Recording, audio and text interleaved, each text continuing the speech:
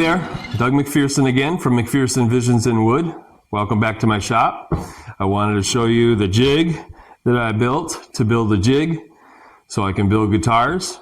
This is called a Go Bar deck, and this is the jig that I use to build what's called a radius dish. And so I think I'll start by explaining what the Go Bar deck and the radius dish are, and then I'll come back to the jig I use to build it. But this is the radius dish, and the reason it's called a radius dish is because it's actually dished out in the center. So this, in this case, this one is 5 centimeters lower in the center of the radius than it is around the perimeter. And the reason that's the case is because on the soundboard of a guitar, most acoustic guitars, it's not actually perfectly flat. They want it to have an ever so slight crown on the top.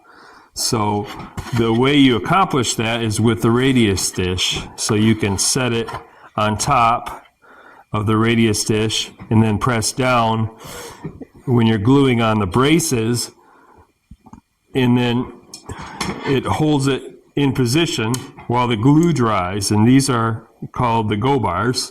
So you can put these in here. You can see I got a whole mess of them here. So you can use as many as is necessary to hold all of these braces in place while the glue dries. I already did that. But before you can put those braces on, you actually have to sand that dish radius on the underside of each brace so that when you glue it in place, it holds the right curve. And so you have to take, I'm just going to pretend, let's say this is a brace.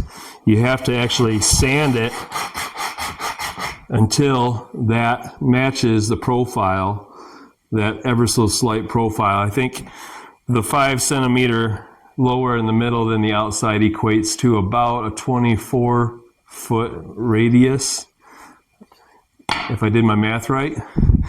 But so this is, let's see, this is the radius dish, and you have to do the same thing with the sides so that, let's see, this is the front and that's the back, but I had to sand it for quite a long time until the bottom of those sides properly matched, and it was prepped and ready for the soundboard to go on the top, which it's not ready yet, but it will be hopefully tomorrow.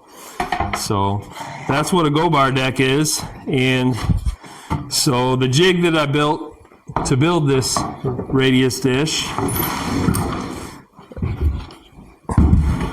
is right here. And you'll notice that there's 2 tracks in here that have a ever so slight curve on them. So what I did was I built it to sit over top of the radius dish, and then using a router you can pass it back and forth over top of the radius dish, and it cuts out that profile. And you don't move this. Instead you turn the radius dish, and you have to turn it a long time until you actually carve out that profile along the whole perimeter. So it's been fun. I'm learning a lot. It's going, I don't know, you could say it's going fast, you could say it's going slow, depending on your perspective, but I'm enjoying it. So stay tuned for more updates coming soon.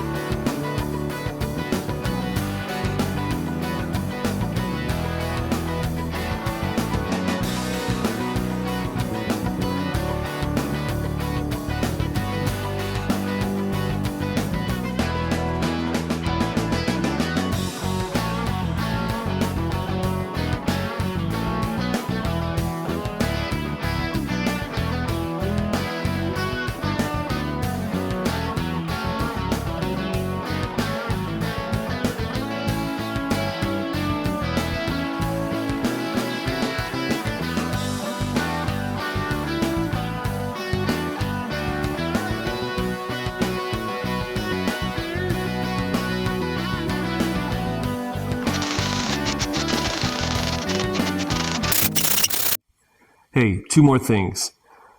I've been getting a lot of questions. Apparently people are watching these videos, and one of the questions was, where are you learning how to build a guitar? What resources are you using?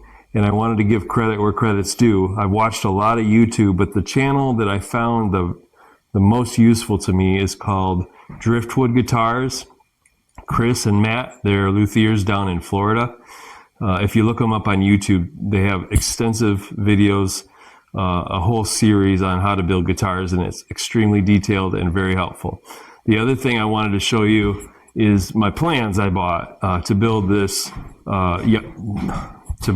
grand auditorium style guitar.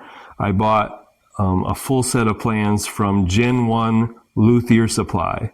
So you can see it's Gen 1 Luthier Supply. And I bought the Taylor Grand Auditorium guitar plan. And this is just page 1. But if you print them all out, there's 5 pages.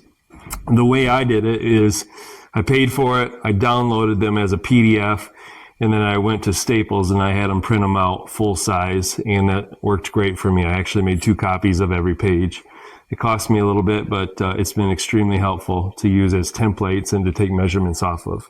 So there you go. One more what was I thinking? You either have to have a little smaller than average thinker box, or you have to have a little extra fuzz on your Kiwis.